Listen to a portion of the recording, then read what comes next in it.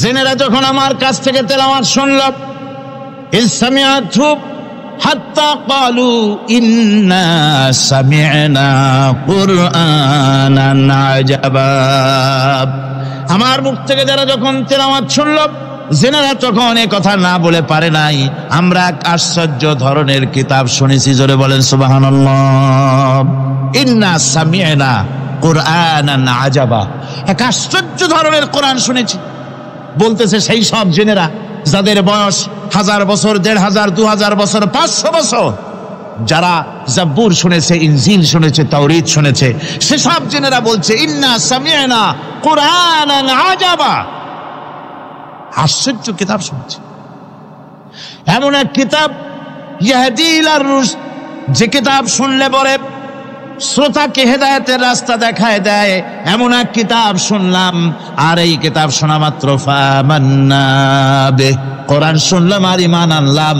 নবীজি বলেন জিনেরা আমার মুখে তেলাওয়াত শুনে পড়ে নিল লা ইলাহা ইল্লাল্লাহু মুহাম্মাদুর রাসূলুল্লাহ। এই কোরআন এমন এক কোরআন, মান ক্বালা বিহি সাদাকা, যে কোরআন শরীফ থেকে যে কথা বলে সেই সত্য কথা বলে। কোরআন থেকে যে কথা বলে সে কি বলে? তার কারণ কোরআন এসেছে কার কাছ থেকে? ওয়ামান আসদাকু মিনাল্লাহি কিলা, আমি আল্লাহর চাইতে সত্যবাদী আর কে হতে পারে? আল্লাহর নবী বলেন কোরআন থেকে যে কথা বলে সেই সত্য কথা বলে। আর ওয়ামান আমিলা বিহি উজরা, এই কোরআন যে আমল করবে তাকে পুরস্কার দেওয়া হবে, সে পুরস্কৃত হবে, দুনিয়ায় পুরস্কার পাবে, আখিরাতেও পুরস্কার পাবে। সুবহানাল্লাহ। ওয়ামান হাকামা বিহি আদালা, আর কোরআন থেকে যে বিচার ফয়সালা করবে সেই কেবলমাত্র সঠিক সুষ্ঠু বিচার কায়েম করবে, সোশ্যাল জাস্টিস সেই করতে পারবে, সুবিচার জাস্টিস কায়েম সেই করতে পারবে। ওয়ামান দাআ ইলাইহি হুদিয়া ইলা সিরাতিম মুস্তাকিম, আর কোরআন থেকে যে দাওয়াত দেয়, কোরআনের দিকে যে দাওয়াত দেয় সেই কেবলমাত্র সঠিক সহজ সরল রাস্তার দিকে দাওয়াত দেয়, যেই দাওয়াত শুরু হয় পৃথিবীর মাটি থেকে আর শেষ হয় গিয়া জান্নাতুল ফেরদাউসে। আমার ভাইয়েরা, কোরআন এর পরিচয়ের কথা বলতেছিলাম। আল্লাহ পাক কি কোরআন আমাদের শিখালেন, কোন কোরআন আমাদের শিখিয়েছেন, সেই কোরআনের পরিচিতি আপনাদের সামনে আমি তুলে ধরতেছি। আমি নিজে না, এবার কোরআন তার পরিচয় নিজেই দেবে। কেউ যদি কোরআনের কাছে জিজ্ঞাসা করে, কোরআন তুমি কোথা থেকে নাজিল হয়েছ, কে তোমাকে নাজিল করেছে, এই প্রশ্ন যদি কেউ কোরআনের কাছে করে, কোরআন নিজেই তার জবাব দিতে পারে কিনা?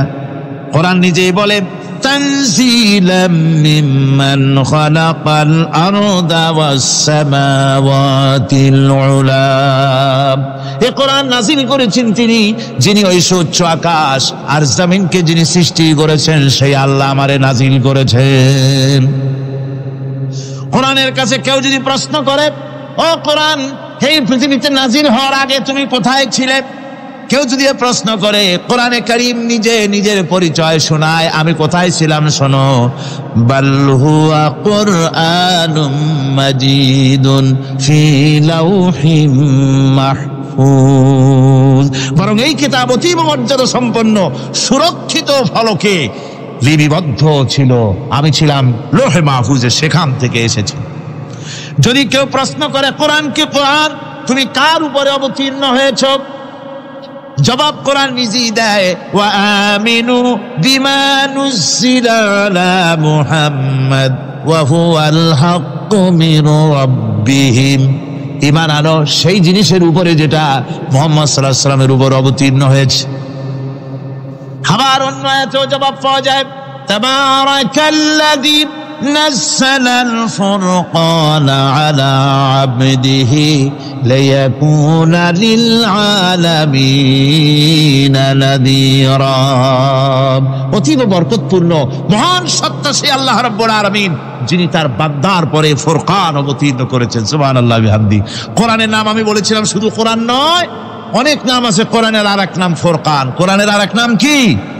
আল ফারকু বাইনাল হক্কি ওয়াল বাতিল, কোরআন হচ্ছে সেই মহাসত্য যা মিথ্যা এবং সত্যের মধ্যে পার্থক্য সূচিত করে, মঙ্গল এবং অমঙ্গলের মধ্যে পার্থক্য সৃষ্টি করে, যা সত্য এবং মিথ্যার মধ্যে তাফরিকা সৃষ্টি করে, সত্যকে মানুষকে বুঝিয়ে দেয়। তার নাম হচ্ছে ফুরকান। এবার যদি প্রশ্ন করা হয়, ও কোরআন, বুঝলাম তুমি লৌহে মাহফুজে ছিলে, বুঝলাম তুমি নবীজির উপরে নাজিল হয়েছ, এবার বলো তুমি কোন মাসে নাজিল হয়েছ?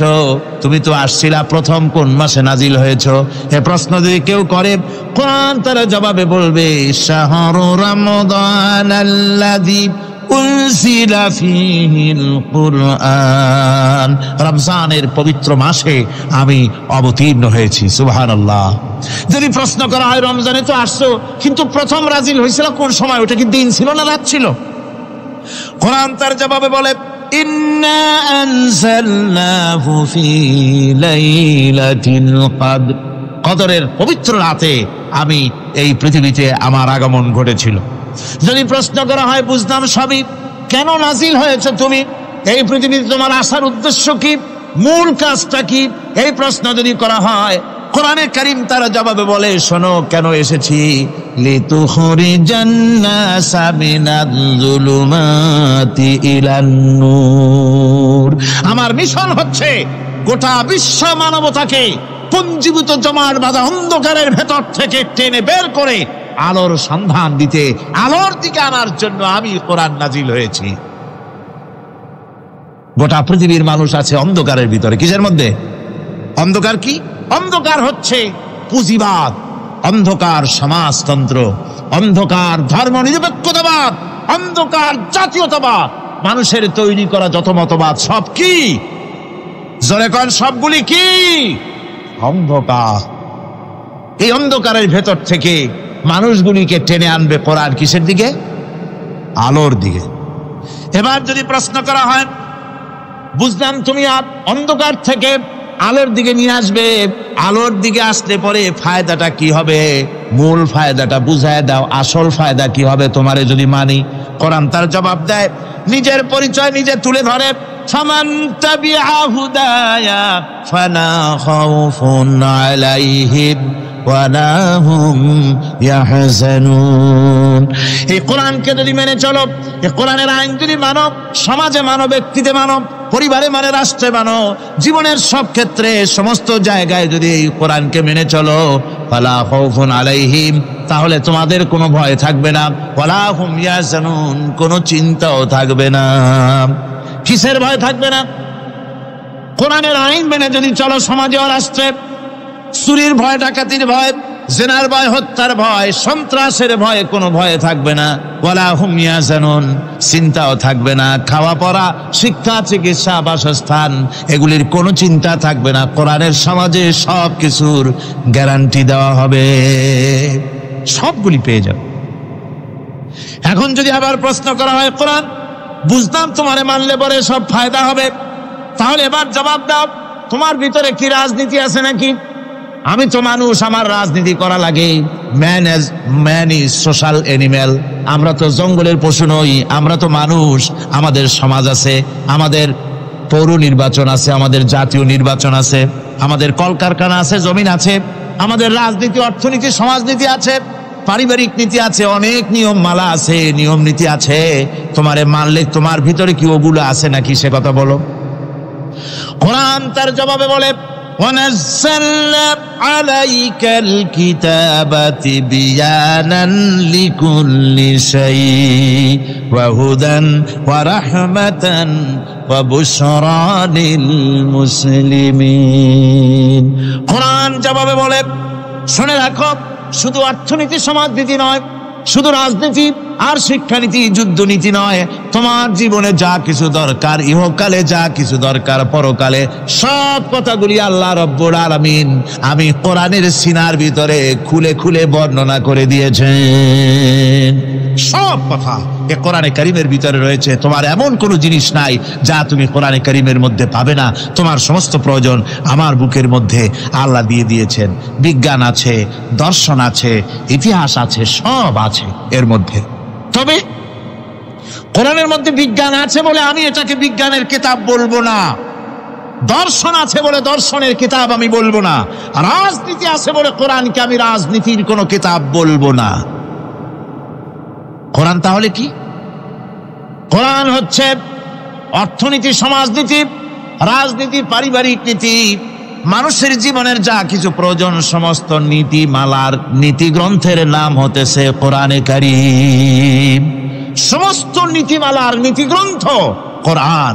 এখানে রয়েছে সব কিছুর উৎস, যেটা গ্রহণ করলে পরে মানুষ আরামে থাকতে পারবে। অমুসলিম নাগরিক বৃন্দ তাদের নাগরিক মর্যাদা পাবে।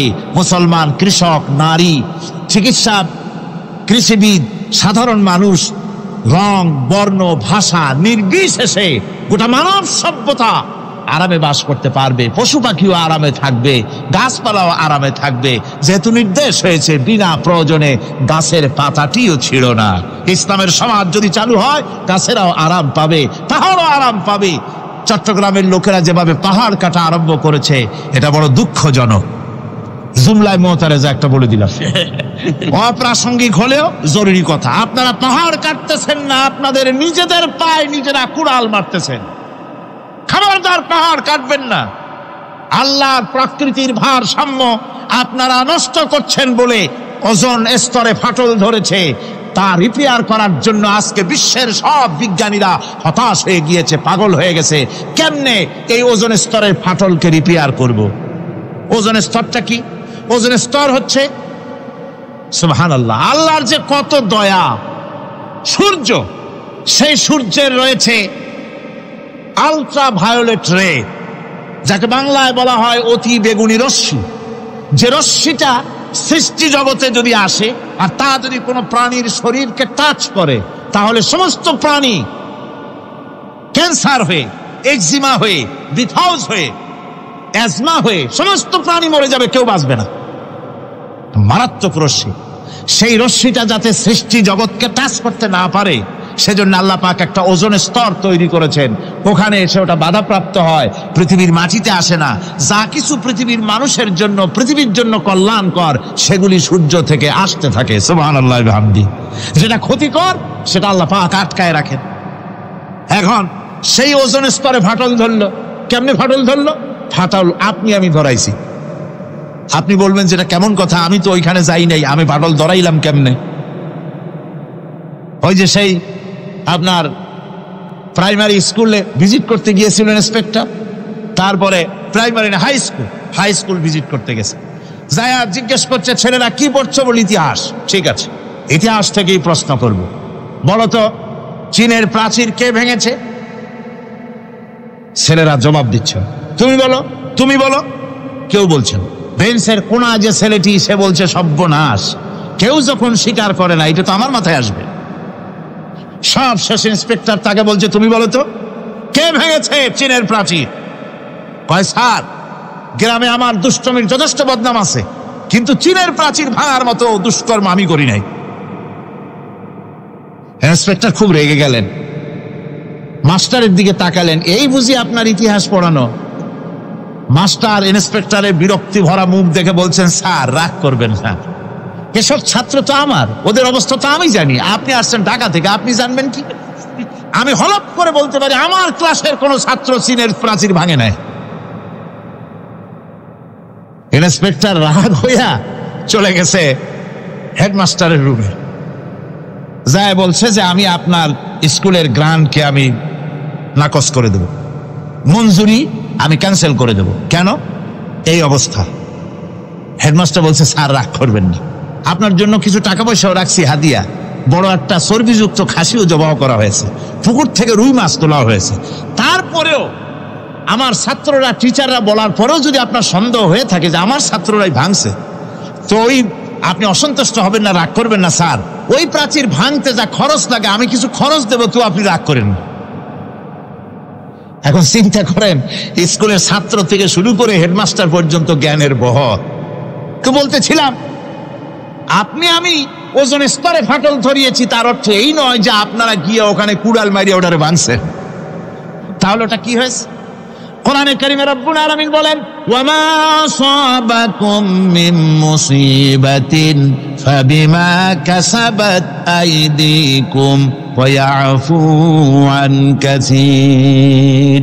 যত বিপদ তোমাদের উপর আরোপিত হয় সমস্ত বিপদ তোমাদের দুই হাতের কামাই করা। কে বলছেন? আল্লাহ পাক। ওজোন স্তরে ফাটল ধরেছে, এটা বিপদ, বিশ্বের সমস্ত মানব সভ্যতা সৃষ্টি জগতের জন্য বিপদ। এই বিপদের জন্য দায়ী পৃথিবীর মানুষ। কিরকম? সেটা হচ্ছে গাড়ির পেছন থেকে যে কালো ধোঁয়া বের হয়, কল কারখানার চিমনি থেকে যে কালো ধোঁয়া বের হয়, এই কালো ধোঁয়াগুলি, তারপরে সমস্ত কেমিক্যাল উইপেন সেগুলি যে টেস্ট করা হয়, তার রিয়াকশন ইত্যাদি, এই কালো ধোঁয়া এবং সমস্ত মারণাস্ত্রগুলি এক্সপেরিমেন্ট করার সমস্ত এই রিয়াকশনগুলি সবগুলি গিয়ে ওই ওজোন স্তরে ফাটল ধরিয়ে দিয়েছে। আস্তে করে পাতলা হয়ে এটা ফেটে গিয়েছে, অতি বেগুনি রশ্মি আসা শুরু করেছে। এটাকে বন্ধ করার জন্য বিজ্ঞানীরা আজ মরিয়া হয়ে গিয়েছে। ইনশাআল্লাহ আল্লাহ পাক তার বিজ্ঞানীদের মানুষের মাথায় বুদ্ধি এনে দিবেন, রিপেয়ারও হয়ে যাবে ইনশাআল্লাহ। সবাই বলেন ইনশাআল্লাহ। তাহলে বললাম কেন এ কথাটা? এই জন্য বললাম যে কোরআনে কারীমের মধ্যে আল্লাহ রাব্বুল আলামিন সব কথা বলে দিয়েছেন, কোনো কথা বাদ রাখেন নাই। পাহাড়গুলি ভেঙে আমরা ক্ষতি করতেছি, গাছগুলি কেটে আমরা ক্ষতি করতেছি, প্রকৃতির ভারসাম্য নষ্ট করে দিচ্ছি, ফলে সমুদ্রের পানি স্ফীত হচ্ছে, ভূমিকম্প বাড়তেছে, ঘূর্ণিঝড় হচ্ছে, টর্নেডো হচ্ছে, পৃথিবী বিধ্বস্ত হয়ে যাচ্ছে, ক্লাইমেটের পরিবর্তন আসছে। আজকে পৌষ মাস, এটা কি মাস? কত তারিখ? দেখেন বাংলা ভাষাকে কত মহব্বত করি। যদি বলি আজকে ডিসেম্বরের কত তারিখ, গড় গড় করে মুখস্থ হয়ে যাবে। বাংলারে খুব ভালোবাসি, মাসটার তারিখ বলতে পারলাম না, দুঃখিত। এই হলো আমাদের ভালোবাসা। আজকে পৌষ মাসের অর্ধেক শেষ হয়ে যাচ্ছে, অথচ মনে হচ্ছে শীত যেন তার শ্বশুর বাড়ি বেড়াতে গেছে।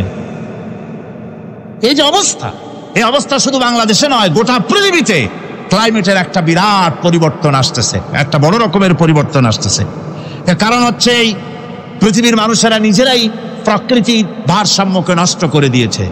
এই ভারসাম্য নষ্ট হওয়ার কারণে আবহাওয়ার পরিবর্তন হচ্ছে, সামুদ্রিক জলোচ্ছ্বাস বাড়তেছে, ভূমিকম্প, আগ্নেয়গিরি ইত্যাদি হচ্ছে এবং পৃথিবীর মানুষ বিধ্বস্ত হচ্ছে। বলতেছিলাম এই কোরআনে কারীমের মধ্যে আল্লাহ পাক সব কথা বলে রেখেছেন। যদি জানতাম, বুঝতাম, তাহলে এই অবস্থার সৃষ্টি হতো না।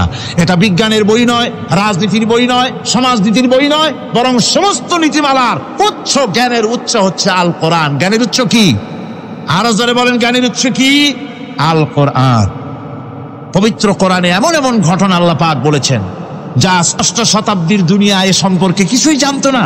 অবশ্য কিছু কিছু ঘটনা ইহুদিদের কিতাবে অতিরঞ্জিত আকার এবং বিকৃত অবস্থায় এসেছে, কিন্তু কোরআনে কারীম দুনিয়ার মানুষকে আদম সৃষ্টি, নূহের বন্যা, তারপরে মুসা আলাইহিস সালাম ফেরাউনের ঘটনা, ইব্রাহিম আলাইহিস সালামের নমরুদের ঘটনা এবং ইউসুফ আলাইহিস সালামের কাহিনী সবগুলিকে সুন্দর করে কোরআন শরীফ উপস্থাপনা করেছে রাসূলের মাধ্যমে, যা পৃথিবীর ইতিহাসে কেউ জানতো না। সেগুলি আল্লাহ পাক জানাইছেন কিভাবে? কোরআনে কারীম বলছে, তিলকা মিন আম্বাইল গায়বি নূহিহা ইলাইকা মা কুনতা তা'লামুহা আনতা ওয়ালা কওমুকা মিন ক্বাবলি হাযা। এ হলো সব অজ্ঞাত ঘটনা। সমস্ত ঘটনাগুলি আল্লাহ পাক তার হাবিবকে শুনিয়ে বলে দিলেন, সব অজ্ঞাত ঘটনা যা তুমি জানতে না, তোমার কোনো জানা ছিল না, আমি ওহীর মাধ্যমে তোমাকে সব জানাইছি। ইউসুফ আলাইহিস সালামকে যখন তার ভাইয়েরা কুয়ার মধ্যে ফেলে দিতেছিল তখন তুমি উপস্থিত ছিলে না, এই ঘটনা ওহীর মাধ্যমে আমি জানালাম। মুসা আলাইহিস সালামকে যখন ফেরাউন দরিয়ার ভিতরে ফেলে দিল, সেই সময় তুমি সিনাই পর্বতের পাশে দাঁড়িয়ে সব দৃশ্য লক্ষ্য করনি, অথচ আমি ওহীর মাধ্যমে সব তোমাকে খুলে খুলে বলে দিয়েছি। আল্লাহ পাক সমস্ত ঘটনাগুলিকে বলে বলে কোরআন শরীফের মধ্যে সব সাজিয়ে দিলেন, বলে দিলেন। তিনি বললেন, ওয়ামা কুনতা বিজানিবিল গারবি ইয কাযাইনা ইলা মুসাল আমরা ওয়ামা কুনতা মিনাশ শাহিদিন। ফিরআউন যে মুসার সঙ্গে যে ব্যবহারটা করলো, এ সময় সেখানে তুমি উপস্থিত ছিলে না, আমি ওহীর মাধ্যমে তোমাকে তা জানিয়েছি। كذلك نقص عليك من أنباء ما قد سبق وقد آتيناك من لدنا ذكرا। আল্লাহ পাক বলেন, এভাবে আমি আপনার কাছে অতীত ঘটনাবলী ওহীর মাধ্যমে নিখুঁত ভাবে আপনার সামনে সব বলে দিয়েছি। আমার ভাইয়েরা, এই বিশ্বলোকে ঊর্ধ্ব লোক সম্পর্কে নিয়ে ভুল তথ্য বর্ণনা আল্লাহ পাক করে দিয়েছেন কোরআনের মাধ্যমে। 1665 খ্রিস্টাব্দে স্যার আইজাক নিউটন তিনি আবিষ্কার করলেন মাধ্যাকর্ষণ শক্তিকে।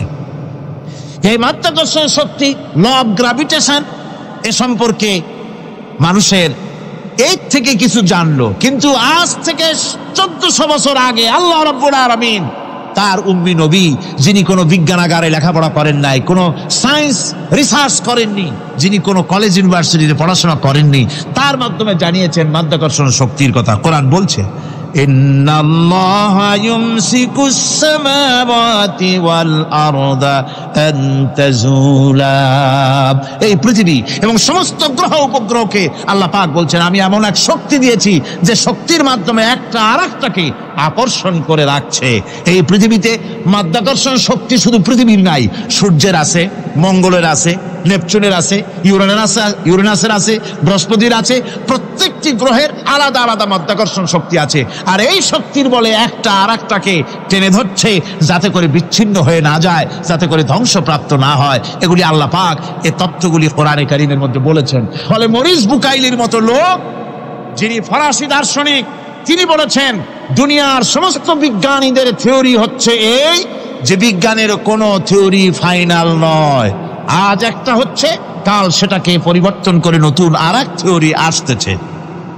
কিন্তু কোরআনে কারীমের মধ্যে আমি, কে বলতেছেন এ কথা?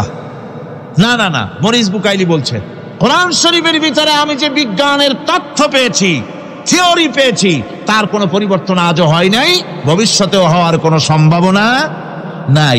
মরিস বুকাইলি মনে করেছিলেন বেদ আর বাইবেলে যেমন ভুল আছে, কোরআন শরীফে ওই রকম ভুল আছে, নাউজুবিল্লাহ। সেই জন্য তিনি আরবি শিখলেন কোরআন বোঝার জন্য, ভুল ধরার জন্য। কোরআন শিখলেন কি জন্যে? ভুল ধরার জন্য। আর এমন সেটা শিখছেন, ওই আরবি শিক্ষা মানে আমাদের দেশের লোকদের মতো আনাকুম জানাকুম শেখে নাই, ভালো করেই শিখছে, ভালো করেই মুখস্থ করেছেন, তার ভালো করে আরবি শিখেছেন, তারপরে কোরআন শরীফ পড়েছেন, তারপরে তিনি এ কোরআন পড়ে তেলাওয়াত করে বুঝে এরপরে তিনি বই লিখেছেন দি Bible, the Quran and science. এই বইয়ের মধ্যে তিনি পরিষ্কার লিখেছেন, কোরআন পড়লাম, এর ভিতরে একটা নকতা দেওয়ার, একটা কলমের ফোঁটা দেওয়ার জায়গা কারো নাই। কোরআন নিঃসন্দেহে মহান স্রষ্টা আল্লাহ রাব্বুল আলামিনের মানুষের বানানো কিতাব, এটা হতে পারে না। সুতরাং কোরআন শরীফের মধ্যে আল্লাহ পাক সব কথা বলে দিয়েছেন। বিজ্ঞানের সাথে কিন্তু কোরআনের সংঘর্ষ নাই। অনেকে মনে করে যে বিজ্ঞান আর কোরআন এর মধ্যে বিরাট সংঘর্ষ। না, বিরাট সংঘর্ষ নয়, দুই একটা পয়েন্টে সংঘর্ষ থাকতে পারে। অধিকাংশ ব্যাপারই বিজ্ঞান, আমি মনে করি বিজ্ঞানের আবিষ্কার যত বাড়বে, কোরআন বোঝা মানুষের জন্য তত সহজ হবে। এটা আমার ধারণা, এটা আমার ধারণা। বিজ্ঞানের সাথে দুই একটা পয়েন্টের উপরে সংঘর্ষ আছে, যেমন চন্দ্র এবং সূর্য সম্পর্কে, সৌরজগৎ সম্পর্কে Copernicus, Kepler, Galileo, Newton, Einstein মহাশূন্য সম্পর্কে যে সব বক্তব্য রেখেছেন, সেসব বক্তব্যের সাথে কোরআন শরীফের কিছুটা বৈপরীত্য রয়েছে।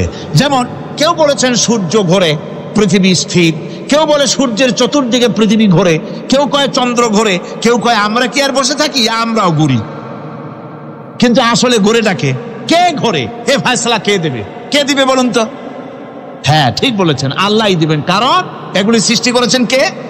এবার শুনুন, এই বিতর্কের মীমাংসা আল্লাহ পাক করছেন কোরআনে কারিমে বহু আগে। গ্যালিলিও, কেপলার, কোপারনিকাস এদের বলার অনেক আগে বিশ্বনবী জনাবে মুহাম্মদ রাসূলুল্লাহ সাল্লাল্লাহু আলাইহি ওয়াসাল্লাম তিনি বলে দিয়েছেন, আল্লাহর কথা তিনি বলেছেন, লাশ-শামসু ইয়ামবাগি লাহা আন তুদরিকাল কামারা ওয়ালাল লাইলু সাবিকুন নাহার ওয়া কুল্লুন ফি ফালাকিন ইয়াসবাহুন। প্রবল জ্ঞানী হইবে যাহারা, আপন মনেতে বুঝিবে তাহারা, রাত্রি পারে না আগে যাইবার দিনের স্থান করি অধিকার, চন্দ্র বাঁধে না সূর্যের গায়েতে, সূর্য পারে না চন্দ্রকে ধরিতে, যার যে স্থান বহাল রাখিয়া ভ্রমণ করিছে খোদাকে ডরিয়া। আল্লাহ রাব্বুল আলামিনকে ভয় করে সব ঘুরছে, চাঁদও ঘোরে, সূর্য ঘোরে, মঙ্গল ঘোরে, ইউরেনাস ঘোরে, বৃহস্পতি ঘোরে, পৃথিবীও ঘোরে, সব ঘুরছে তো ঘুরছেই, বন বন করে ঘুরছে একটা নির্দিষ্ট কক্ষপথে, আপন আপন কক্ষপথে ঘুরছে, যার ফলে অ্যাক্সিডেন্ট হয় না। সুবহানাল্লাহ, জোরে বলেন সুবহানাল্লাহ। নির্ধারিত কক্ষে ঘুরছে, নির্ধারিত কক্ষে ঘুরছে। এর কক্ষগুলি আল্লাহ পাক ঠিক করে দিয়েছেন, সেই কক্ষে ঘুরতেছে, একে অপরের পথ অতিক্রম করতেছে না। আবার ওই মহাশূন্যের ভেতরে রয়েছে ব্ল্যাক হোল। ব্ল্যাক হোল কি? ব্ল্যাক হোল হচ্ছে একটা বিরাট অন্ধকার গহ্বর, একটা মৃত্যুকূপ। এত বড় বিরাট ব্ল্যাক হোল মহাশূন্যে আছে, বিজ্ঞানীরা হয়রান হয়ে গেছে। তার এত বড় শক্তি, সে শুধু তারা খায় না, কোন তারকা ঘুরতে ঘুরতে যদি তার কাছে এসে যায় তারাকে খেয়ে ফেলে। কোন আলো যদি কাছে আসে, আলো শুষে নিতে নিতে আলো যার থেকে এসেছে সেটাকেও শেষ করে ফেলে। এ ধরনের একটা দারুণ আকর্ষণী শক্তি তার মধ্যে আল্লাহ সৃষ্টি করেছেন। একটা ব্ল্যাক হোল আছে মহাশূন্যের ভিতরে, সূর্য, চন্দ্র, গ্রহ, নক্ষত্র। যে সূর্য পৃথিবীর চাইতে 13 লক্ষ গুণ বড়, এমন 2 কোটি সূর্য খাইয়া হজম করতে পারে, এত বড় ব্ল্যাক হোল আল্লাহ তৈরি করে রেখেছেন মহাশূন্যের উপরে। রয়েছে মিল্কি ওয়ে, রয়েছে গ্যালাক্সি, অন্তত 10,000 কোটি, 10 সহস্র কোটি তারকা দিয়ে সমৃদ্ধ গ্যালাক্সি মিল্কি ওয়ে, যেটা অন্ধকার রাত্রে, তারকা সজ্জিত রাতে উত্তর দক্ষিণ দিকে টানা একটা পথের মতো দেখা যায়। এটা হচ্ছে গ্যালাক্সি, এইটাকে বলা হয় মিল্কি ওয়ে। এটা হচ্ছে ছায়াপথ। অসংখ্য তারকা এর মধ্যে রয়েছে। কত বড় বড় তারকা, অনেক দূরে। তাই আমরা দেখি বিন্দু বিন্দু, আসলে কি বিন্দু না। কত বড় জানেন? বিজ্ঞানীরা বলেছেন দৈত্যের মতো বিরাট বিরাট তারকা আছে, যে সূর্য পৃথিবীর চাইতে 13 লক্ষ গুণ বড়। এরকমের সূর্যের অন্তত 3 কোটি সূর্য খাইয়া হজম করতে পারে, এরকম অসংখ্য তারকা মিল্কি ওয়ের ভিতরে আল্লাহ সৃষ্টি করেছেন। সুবহানাল্লাহ বিহামদিহি, সুবহানাল্লাহ। আর মানুষ লাফায়, 4 আঙ্গুল মানুষ খালি লাফ দেয়, মোষ কতগুলো রাখিয়া আনন্দে লাফা। কি শক্তি তোমার! মহাশূন্যের তুলনায় এই পৃথিবীর অবস্থান কি জানেন? এই জন্য যত বেশি পড়াশোনা করবেন মাথা নত হয়ে যাবে। কমিউনিস্ট হয় ছাগলেরা, বুদ্ধিমান কোনোদিন কমিউনিস্ট হয় না। কারা কমিউনিস্ট হয়? ছাগলগুলি, যাদের আকল নাই, যাদের জ্ঞান নাই, বুদ্ধি নাই, ওরাই কমিউনিস্ট হয়। কোন চিন্তাবিদ, কোন বিজ্ঞানী কমিউনিস্ট হয় না। মাথা নত হয়ে যায়, আল্লাহর এই সৃষ্টি দেখে পাগল হয়ে যায়। নিঃসন্দেহে আল্লাহ আছেন, নইলে পরে এগুলি হয় কি করে? আমি চিন্তা করে পাই না কমিউনিস্ট হয় কেমনে, কতখানি পাগল হইলে হয়। ছোট্ট একটা রুমাল দেখলে মনে করি কোন তাঁতি এটারে বানাইছে। একটা এই কি জানি কয় মাইক দেখলে মনে করি কেউ এটাকে বানাইছে। টেবিল দেখলে মনে করি কেউ বানাইছে। ফ্রিজ দেখলে মনে করি বানাইছে কেউ। একটা সুই দেখলে মনে করি কেউ এটাকে বানাইছে। আর এই বিশাল পৃথিবী, ওই বিশাল আকাশ, কমিউনিস্টরা কয় এমনি এমনি হয়েছে। আমার বন্ধুগণ, মাথা নত হয়ে আসবে চিন্তা করলে কি বিশাল সৃষ্টি আল্লাহ পাকের। এই ছায়াপথ, এই গ্যালাক্সি, এর তুলনায় পৃথিবীর অবস্থান কোথায়? পৃথিবীর অবস্থানটা হচ্ছে, আমার হাতে একটি কলম। এই কলমটা কাগজের উপরে আমি যদি এই নিপটা রাখি, কাগজের ভিতরে নিপে যতটুকুন জায়গা টাচ করবে, মহাশূন্য গ্যালাক্সি মিল্কি ওয়ে, আল্লাহর ওই মহাশূন্যের তুলনায় পৃথিবীর অবস্থান একটা কলমের নিপে যতটুকুন জায়গা নেয়, এর থেকে বেশি নয়। এই যদি হয় পৃথিবী, তাহলে সেই পৃথিবীর মানুষ আপনি কতটুকুন? সলিমুদ্দিন বসিরুদ্দিন খালি লাফা।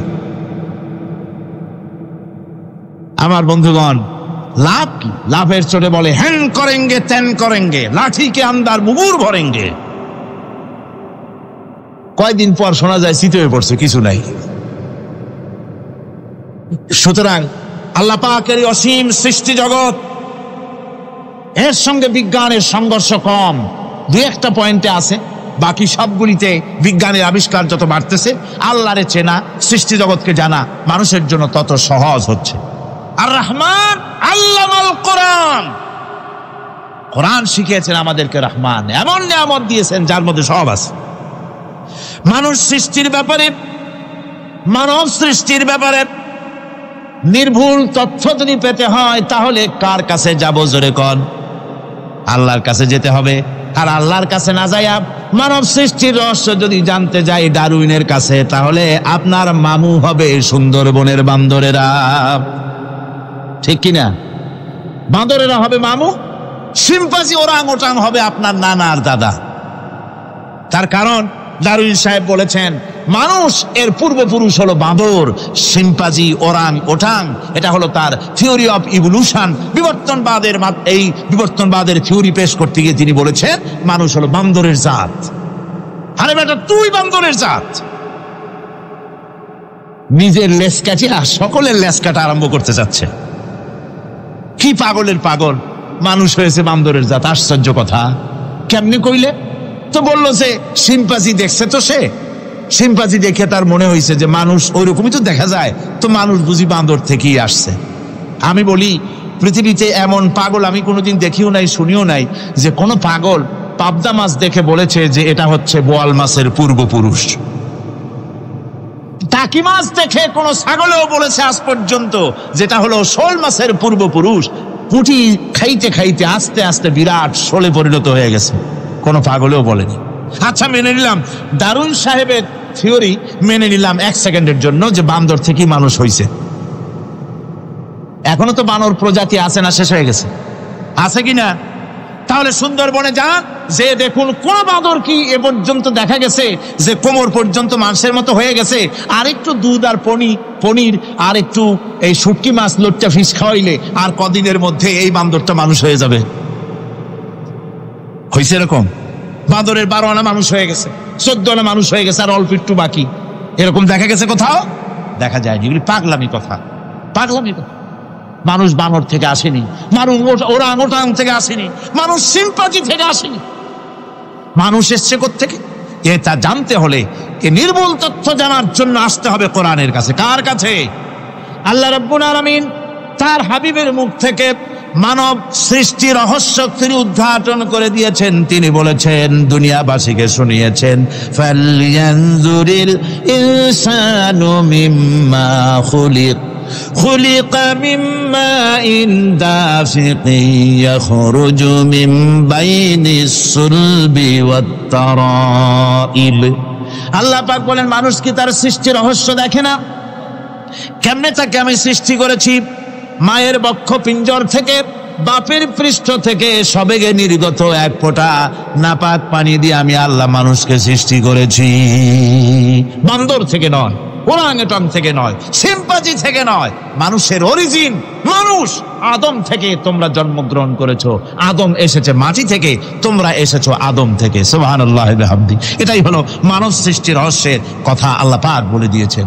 অন্যত্র আল্লাহ বলেন, ইন্না খালাকনাকুম মিন তুরাবিন সুম্মা মিন নুতফাতিন সুম্মা মিন আলাকাতিন সুম্মা মিন মুদগাহ। নিষ্প্রাণ মাটি থেকে তোমার উৎপত্তি হয়েছে, আর এই নিষ্প্রাণ মাটি দিয়ে তোমাকে তৈরি করা হয়েছে। এগুলি মাতৃগর্ভের ভিতরে গিয়া নাপাক পানি ফোঁটা জমাট রক্ত হয়েছে, গোশত হয়েছে, তারপরে মানুষের আকৃতি দিয়েছি, আর এরপরে বাচ্চার আকারে মায়ের পেট থেকে আমি আল্লাহ মানুষ করে তোমাকে বের করেছি। সুতরাং মানব সৃষ্টি রহস্যের কথা বিজ্ঞানের সাথে যেটা সাংঘর্ষিক হবে কোরআনের সাথে, আমরা সেটা মানতে পারি না। আমাদেরকে মানতে হবে মূল জ্ঞানের কিতাবটা। মূল জ্ঞানের কিতাব কোনটা? জোরে কোন তো কোনটা? কোরআন। এখানে সব কথা আল্লামাল কোরআন। কোরআন শিখিয়ে মানুষকে আল্লাহ পাক সবচাইতে বড় দয়া করেছেন, এর থেকে বড় দয়ার হয় না। কোরআন শিখিয়েছেন আমাদের, যার মধ্যে সমস্ত তথ্যের কথা আল্লাহ পাক বলেছেন। The universe and doctor Einstein বইয়ের ভিতরে লেখা হয়েছে যে একদিন এমন হবে যখন ধীরে ধীরে সূর্য তার আলো হারিয়ে ফেলবে, চন্দ্র নিষ্প্রভ হয়ে যাবে, আর পৃথিবী আস্তে আস্তে তার গতি হারিয়ে ফেলবে। একথা আজকের বিজ্ঞানীরা অথবা আজ থেকে কয়েক বছর আগের বিজ্ঞানীরা একথা বলছেন। কিন্তু রাসূল করিম সাল্লাল্লাহু আলাইহি ওয়াসাল্লামের মুখ থেকে আজ থেকে 1400 বছর আগে, যিনি বিজ্ঞানাগারে মোটেও পড়াশোনা করেন নাই, লিখতে জানেন না, পড়তে জানেন না, সই করতে জানেন না, বিজ্ঞান আসছে কথা বলছে, সেই কথা 1400 বছর 1500 বছর আগে রাসূল করিমের মুখ থেকে আল্লাহ পাক বলছেন। কোরআনে কারীম বলছে ইয়াসআলু আইয়ানা ইয়াউমুল কিয়ামা ফাইদা বারিকাল বাসারু ওয়া খাসাফাল কামারু ওয়া জুমিআশ শামসু ওয়াল কামার। হে রাসূল, রাসূলের কাছে জিজ্ঞাসা করে কিয়ামত কবে হবে? আল্লাহ পাক বলেন, বলে দিন যেদিন চন্দ্র তার আলো হারিয়ে ফেলবে, যেদিন সূর্য তার আলো হারিয়ে ফেলবে, আর চন্দ্র আর সূর্য সব একাকার হয়ে যাবে। ওরা বলছে চাঁদে আলো থাকবে না, সূর্য আগের থেকে তার উত্তাপ এবং আলো স্তমিত হতেছে এবং হতে হতে এমন এক পর্যায়ে আসবে যখন সূর্য আলো হারিয়ে ফেলবে। বিজ্ঞানীরা গত 4-5 বছর আগে এ বক্তব্য রেখেছেন, কিন্তু 1400 বছর আগে বিজ্ঞানের লালনাগারে লেখাপড়া না করে হুজুরের মুখ থেকে আল্লাহ কথা বলে দিয়েছেন। তাহলে বিজ্ঞানের আসল কিতাব কোনটা? জোরে বলেন কোনটা? আল্লাহ পাক আরো বলেন ইজাশ শামসু কুবিরাত ওয়া ইযান নুজুমু কাদারাত ওয়া ইযাল জিবালু সুজ্জিরাত। তারকাগুলি সূর্যের আলো থাকবে না, নক্ষত্রগুলো স্থানচ্যুত হয়ে যাবে, কক্ষচ্যুত হয়ে যাবে, পাহাড়গুলিকে পরিচালিত করে দেওয়া হবে, কিছুই থাকবে না, সব শেষ হয়ে যাবে। বিজ্ঞানীরা আজ বলতেছে যে সব শেষ হয়ে যাবে, কিছুই থাকবে না, সব শেষ হবে। বিজ্ঞানীরা বলতেছেন, কোরআন অনেক আগে বলেছে কুল্লু মান আলাইহা ফান ওয়া ইয়াবকা ওয়াজহু রাব্বিকা যুল জালালি ওয়াল ইকরাম। সব শেষ হয়ে যাবে, বিশ্বে যা কিছু আছে সব লয় হবে, ক্ষয় হবে, ধ্বংস হবে, কিচ্ছু থাকবে না, থাকবেন শুধু আল্লাহ সুবহানাহু ওয়া তাআলা। সুবহানাল্লাহি ওয়া বিহামদি। কোরআনে কারীম একথা বহু আগে আমাদেরকে জানিয়ে দিয়েছে। সুতরাং আসল জ্ঞানের কিতাবটাই হচ্ছে কোরআনে কারীম। এই কোরআনের কাছে আমরা যত যেতে পারবো, যত কোরআন বুঝতে পারবো, ততই আমাদের জন্য আমরা সমৃদ্ধ হতে পারবো, আমাদের উপর আল্লাহর রহমত আসবে, আমরা সমাজ চালাতে পারবো, আমরা দেশ চালাতে পারবো, আমরা দুনিয়ায় শান্তি পাবো, আমরা আখিরাতেও মুক্তি লাভ করতে পারবো। কোরআনে কারীম সমস্ত বিজ্ঞানের উৎস, দর্শনের উৎস। এইটা না জানলে কিছুই জানা হয় না, এইটা জানা হলে সব জানা হয়। পণ্ডিত আপনার ডক্টর শহীদুল্লাহ, আল্লাহ জান্নাত নসিব করুন, সবাই বলুন আমিন। তিনি বলতেন, বড় বড় সেমিনারে গিয়ে বলতেন তিনি, যে আপনারা যারা বক্তব্য রাখতে এসেছেন, জনগণকে বলছি না, যারা বক্তব্য রাখতে এসেছেন, MA পাস করেছেন, ডিগ্রি করেছেন, PhD করেছেন, এভারসিএস করেছেন, বহু কিছু ডিগ্রি আপনারা লাভ করেছেন, নামের আগে 6 হাত লম্বা ডিগ্রি আপনারা লাগাইছেন, আপনারা পণ্ডিত ঠিকই, কিন্তু এই কোরআন শরীফের জ্ঞান যদি আপনাদের না থাকে, আপনারা পণ্ডিত, তবে আপনারা মূর্খ পণ্ডিত। কি পণ্ডিত? কি পণ্ডিত? মূর্খ পণ্ডিত। ওরা বলে যে মৌলবীরা জানে কি, মৌলবীরা জানে কি? আরে ভাই, মৌলবীদের কাছে তো আসল জ্ঞান আছে। সুবহানাল্লাহি ওয়া বিহামদি। এখানে সবটা আছে। আপনারা এখানে আসেন, এটা বিশ্বাস করলে আপনি সবটা পেয়ে যাবেন। কোরআন বিশ্বাস করতে পারলে, কোরআন জানতে পারলে আপনি সব জানবেন। কোরআনে কারীমের মধ্যে আল্লাহ পাক কত কথা বলেছেন, এর মধ্যে আছে আল্লাহ পাক বলেছেন আফালা ইয়ানজুরুনা ইলাল ইবিলি কাইফা খুলিকাত। এই যে আমি উটগুলোরে বানাইছি, কেমনে বানাইলাম তোমরা কি দেখছো? উট কেমনে বানিয়েছি? মুফাসসিরিনে কেরাম এর উপরে অনেক আলোচনা করেছেন।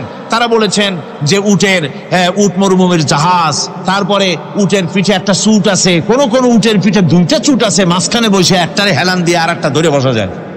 আমি দেখছি 2টা চুটওয়ালা উট, আফ্রিকান উট আমি দেখেছি, যে চুট সুবহানাল্লাহ দেখলে অবাক হয়ে যেতে হয় যে আল্লাহর কি কুদরত।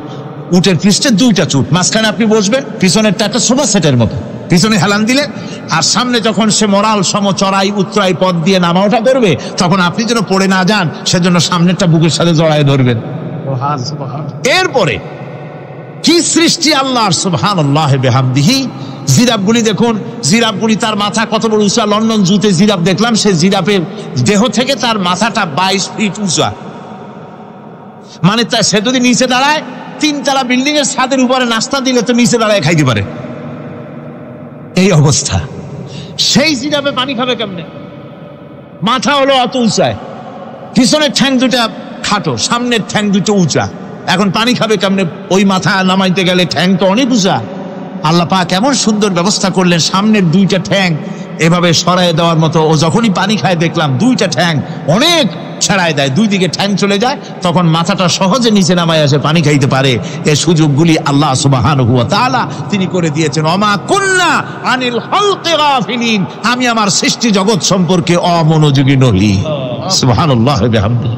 ভল্লুকগুলি কি বিরাট বিরাট একটা ভল্লুক, শ্বেত ভল্লুক দেখেছি, কৃষ্ণ ভল্লুক দেখেছি, মনে হয় যেন পায়ের তলায় হাফসুল করা, ঠিক জুতা পায়ের তলাটা তেমন দেখা যায় ওই রকমের তলাটা, গায়ে একেবারে পশম। ওই বরফের দেশে থাকতো, সে শীত কষ্ট না পায় সেই জন্য আল্লাহ একটা কম্বল ওর গায়ে জড়ায় দিয়েছে, অটোমেটিক কম্বল। সুবহানাল্লাহ ওয়া বিহামদিহি। তো উট, আল্লাহ বলছেন উট কেমনে বানাইছি দেখছো? আফালা ইয়ানজুরুনা ইলাল ইবিলি কাইফা খুলিকাত, উট বানালাম কেমনে দেখেছিস? মানুষ অবাক হলো, আল্লাহ এত কথা ছুঁয়া উটের কথা বলছেন, কারণ নানান রকম মানুষ বলল। শেষ পর্যন্ত প্রাণীতত্ত্ববিদরা তারা আবিষ্কার করলেন মূল কারণটি। অনেক কারণ আছে আল্লাহ পাকে কথা বলার। উট তো মরুভূমির জাহাজ, তারপরে উট মানুষের অনেক উপকারে আসে, একথা বলা হয়েছে। প্রাণীতত্ত্ববিদরা খুঁজে খুঁজে তারা দেখতে পেয়েছে যে উটকে জবাহ করে দেখা গেছে উট সমস্ত প্রাণী বাতাস থেকে অক্সিজেন যতটা গ্রহণ করে ততটা ছেড়ে যায়, একমাত্র প্রাণী উট যে যতটা অক্সিজেন গ্রহণ করে বাতাস থেকে সবটা ছাড়ে না, 2/3 ছেড়ে দেয়, 1/3 তার লাংসের পাশে রাখার জন্য আল্লাহ পাক একটা চেম্বার তৈরি করেছেন। ওই চেম্বারের ভিতরে 1/3 অক্সিজেন থেকে যায়, কারণ পানিও রেখে, তার পানি রাখার জন্য রিজার্ভ ট্যাঙ্কি আছে, একটা রিজার্ভ ট্যাঙ্কি আছে, অক্সিজেন রাখার একটা চেম্বার আছে। এগুলি কেন? এই জন্য যে মরুভূমির ভিতরে সাইমুম শিল্প গোষ্ঠী না, কিন্তু ঝোড়ো হাওয়া, মরুভূমির ভিতরে ঝোড়ো হাওয়া, এই ঝোড়ো হাওয়া যখন আরম্ভ হয়ে যায় তখন মানুষ বাঁচতে পারে না, মানুষ টের পাইয়া সব বাড়িতে চলে যায়। মরুভূমিতে চড়ে বেড়ায় উট, সে যাবে কোথায়? ওর তো যাওয়ার জায়গা নাই। 7 দিন 8 দিন 1 সপ্তাহ 2 সপ্তাহ পর্যন্ত এই মরুভূমিতে ঝড় চলতে থাকে, বালুর ঝড়, কিচ্ছু দেখা যায় না। ওখানে দেখছিলেন বালুর পাহাড়, কালকে আজকে দেখবেন বালুর পাহাড় এখানে চলে আসছে, এইভাবে পাহাড় তৈরি হয়ে যায়, বালি উড়ায় নিয়ে যায় বাতাসে। এই বাতাসের ভিতরে বালু উঠতে থাকে সমানে, মানুষ প্রাণী কিছুই সেখানে শ্বাস করতে পারে না, বাঁচতে পারে না। উটের মতো প্রাণী যে মরুভূমিতে থাকে ও বাঁচবে কি করে? আল্লাহ সুবহানাহু ওয়া তাআলা ওর লাংসের পাশে অক্সিজেন রাখার চেম্বার করে পানির ট্যাঙ্কি তৈরি করে দিয়ে রেখে এমন কায়দা করেছেন, ও যখনই টের পায় যে ঝড় শুরু হবে, সাথে সাথে ঠ্যাং দিয়া মুখ দিয়া গর্ত করে বালুর ভিতরে মাথা ঢুকাইয়া 1 সপ্তাহ 2 সপ্তাহ থাকতে পারবে মাটির তলে, অক্সিজেনের অভাব হবে না। আফালা ইয়ানজুরুনা ইলাল ইবিলি কাইফা খুলিকাত, দেখো নাকি কিভাবে সৃষ্টি করেছি আমি এই সুন্দর উটকে, একবার দেখো, আর শুকরিয়া তোমার মাথা নত হবে। যত বড় কমিউনিস্ট হও, আল্লাহর শ্রেষ্ঠের জন্য সেজদা দিতে বাধ্য হবে যদি তোমার ঈমান এতটুকুনো থাকে। আল্লাহুম্মা আমিন। ربنا ظلمنا أنفسنا وإن لم تغفر لنا وترحمنا لنكونن من الخاسرين ربنا لا تزغ قلوبنا بعد إذ هديتنا وهب لنا من لدنك رحمة إنك أنت الوهاب ربنا العالمين। হাজার হাজার মুসলমান নরনারী দীর্ঘক্ষণ ধরে তোমার কোরআনের কথা শুনেছি, মেহেরবানি করে সওয়াবটুকু রাসূল করিম সাল্লাল্লাহু আলাইহি সাল্লামের রূহ মুবারকে পৌঁছে দাও। तमाम পৃথিবীর মাটির নিচে যত মুমিন মুমিনাত শুয়ে আছে, আল্লাহ তুমি মেহেরবানি করে কবরগুলিকে জান্নাতের টুকরায় পরিণত করে দাও।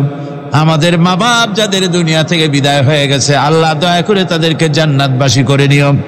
রব্বিরহামহুমা কামা রব্বায়ানি সাগীরা ربنا تقبل منا إنك أنت السميع العليم وتب علينا إنك أنت التواب الرحيم سبحان ربك رب العزة عما يصفون وسلام على المرسلين الحمد لله رب العالمين بحق لا إله إلا الله محمد رسول الله السلام عليكم ورحمة الله